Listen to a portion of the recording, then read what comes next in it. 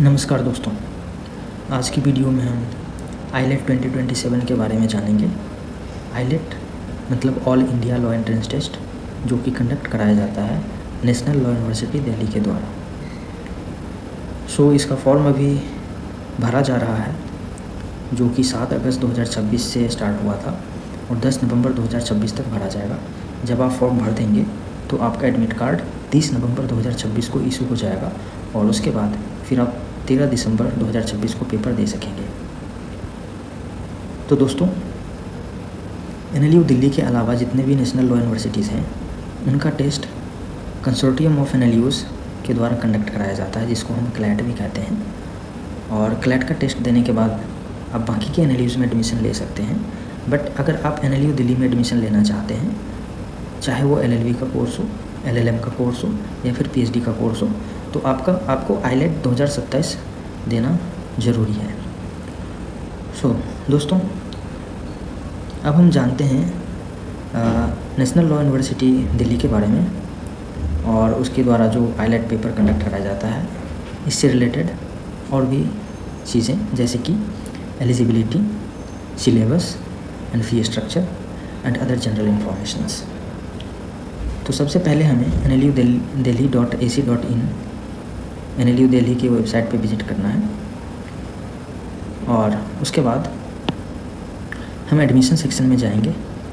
Admission section में जाने के बाद एक नया पोर्टल खुलेगा और इस पोर्टल पे हम थोड़ा नीचे जाएंगे तो यहाँ पे click here for register for eyelet 2027 का ऑप्शन दिख रहा है। यहाँ से हम रजिस्टर कर सकते हैं और इसके अलावा इसके नीचे जाएंगे तो हम इम्पॉर्टेंट डेट्स भी देख सकते हैं, जो कि मैं पहले भी आपको बता चुका हूँ कि ये एप्लीकेशन फॉर्म कब से स्टार्ट हुआ, लास्ट डेट कब है, एडमिट कार्ड कब आएगा और एंट्रेंस टेस्ट कब कंडक्ट कराया जाएगा। ठीक है।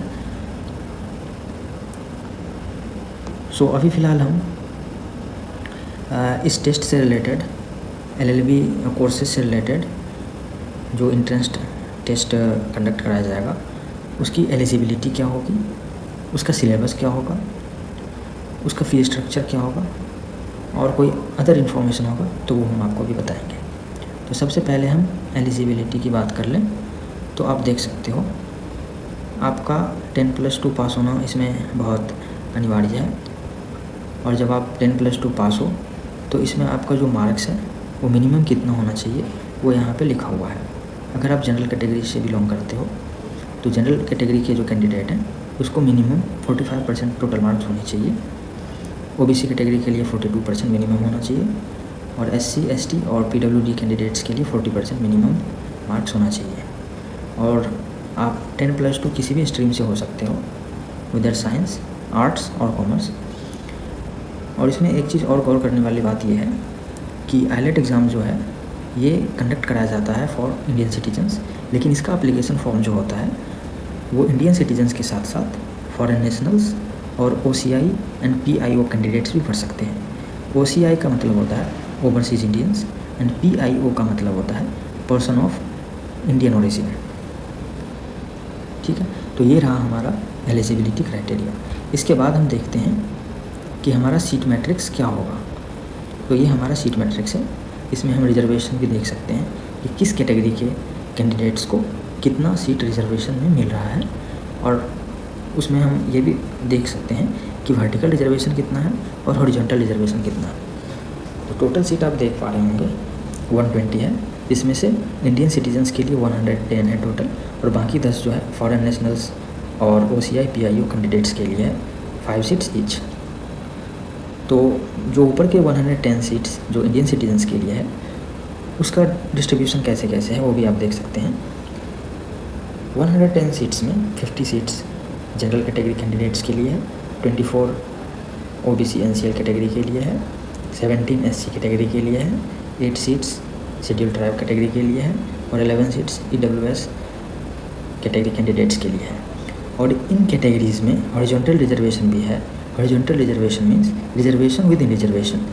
तो हर एक कैटेगरी में मीन्स जो जनरल कैटेगरी है उसमें अगर टोटल 50 सीट्स है तो उसमें 3 सीट्स PWD कैंडिडेट्स के लिए रिजर्व्ड है और उसके बाद जो सीट बचता है वो 47 अदर देन PWD कैंडिडेट्स हैं। तो इसी तरह से आप देख सकते हैं टोटल ऐसे सीट मैट्रिक्स दिया गया है। और इसमें जो एक चीज़ और गौर करने वाली है वो ये है कि शेड्यूल कास्ट और शेड्यूल ट्राइब, इनमें जो परसेंटेज ऑफ सीट्स रिजर्व्ड हैं, अगर इसके अलावा मीन्स शेड्यूल कास्ट में अगर टोटल कैंडिडेट्स नहीं आ पा रहे हैं, अगर सीट बच पा रही है तो उसमें शेड्यूल ट्राइब के बच्चे एडमिशन ले सकते हैं। सिमिलरली अगर शेड्यूल ट्राइब में पूरी सीट नहीं भर पा रही है और सीट बच जा रहे हैं तो उसमें सिर्फ शेड्यूल कास्ट के बच्चे जो कैंडिडेट्स होंगे वो एडमिशन ले पाएंगे। ठीक है। ओबीसी कैटेगरी के लिए जो सर्टिफिकेट की बात की जा रही है वो आपका 1 अप्रैल 2026 के बाद का इशू होना चाहिए। एंड सिमिलरली ईडब्ल्यूएस में भी वही है, 1 अप्रैल 2026 के बाद का इशू होना चाहिए। ठीक है। इसके बाद हम लोग देखते हैं टेस्ट का पैटर्न क्या होगा और सिलेबस क्या होगा। तो इसका जो क्वेश्चन पेपर होगा टोटल इसमें 150 क्वेश्चंस होंगे ऑफ 150 मार्क्स, मीन्स एक क्वेश्चन 1 मार्क का होगा। Total time duration 120 minutes, means आपको हर एक क्वेश्चन के लिए 1 मिनट से भी कम का समय मिलेगा। और जो क्वेश्चन का डिवीज़न होगा वो 3 सेक्शन में होगा। Section A English language, total 50 questions पूछे जाएंगे for 50 marks. Section B current affairs and general knowledge 30 questions of 30 marks. And section C logical reasoning 70 questions of 70 marks. Section A और section B को आप आसानी से समझ पा रहे होंगे कि क्वेश्चन कैसा आ सकता है, बट सेक्शन सी जो है लॉजिकल रीजनिंग, इसमें आपको थोड़ा कन्फ्यूजन हो रहा होगा कि क्वेश्चंस किस टाइप के आ सकते हैं। तो इसका मैं डिटेल आपको बता देता हूँ, ये मैंने बना रखा है। तो आप देख पा रहे होंगे लॉजिकल रीजनिंग में 3 तरह का क्वेश्चन आ सकता है, जैसे कि क्रिटिकल रीजनिंग, एनालिटिकल रीजनिंग और लीगल रीजनिंग। क्रिटिकल रीजनिंग में स्टेटमेंट बेस्ड क्वेश्चंस आते हैं, जिसमें जो क्वेश्चन होगा उसमें आपसे assumptions, logical fallacies, strong and weak statement based questions पूछे जा सकते हैं। दूसरा एनालिटिकल रीजनिंग में साइलोसिस्म्स, सीटिंग अरेंजमेंट्स और blood relations etcetera based questions पूछे जा सकते हैं। और लीगल रीजनिंग जो है उसमें आपको प्रिंसिपल एंड फैक्ट कम्बिनेशन का क्वेश्चन पूछा जा सकता है। इसके अलावा हम आगे बढ़ते हैं तो आपको ये भी जान लेना चाहिए कि एक क्वेश्चन सही मार्क करने पे आपको 1 मार्क तो मिलेगा ही, अगर आप गलत करते हैं तो आपका -0.25 डिडक्ट भी हो जाएगा। ठीक है। तो ये हमारा एंट्रेंस टेस्ट का सिलेबस और स्कीम रहा। इसके बाद हम देखते हैं फ़ी स्ट्रक्चर क्या होगा। तो अभी फ़िलहाल हम एंट्रेंस एग्ज़ाम फ़ी की बात कर लें तो वो जनरल ओबीसी, ईडब्ल्यूएस और फॉरेन नेशनल्स के लिए 3000 रुपीज़ है। SC ST PWD कैंडिडेट्स के लिए 1000 रुपीज़ है। और जो candidates SC ST and women candidates हैं बिलो पॉवर्टी लाइन, उनके लिए ये फ़ी एग्जेम्प्टेड है। जब हमारा एडमिशन हो जाएगा उसके बाद का फ़ी स्ट्रक्चर ये रहा। आप इस वेबसाइट पे जाके भी देख सकते हैं, nationallawuniversitydelhi.in पे। ठीक है। बाकी का जो डिटेल है वो आप यहाँ पे देख सकते हैं। मुझे लगता है कि यहाँ तक जितना भी इन्फॉर्मेशन मैंने आपको दिया है वो पर्याप्त है। इसके अलावा अगर आपको कोई इन्फॉर्मेशन चाहिए तो आप कमेंट सेक्शन में पूछ सकते हैं, जिसका जवाब मैं वहीं पे दे दूँगा। और अगर ज़रूरत पड़ी तो इसके लिए मैं आपके लिए एक नया वीडियो भी ले आऊँगा। So that's all for today. Thank you for watching this video. Please subscribe to the channel.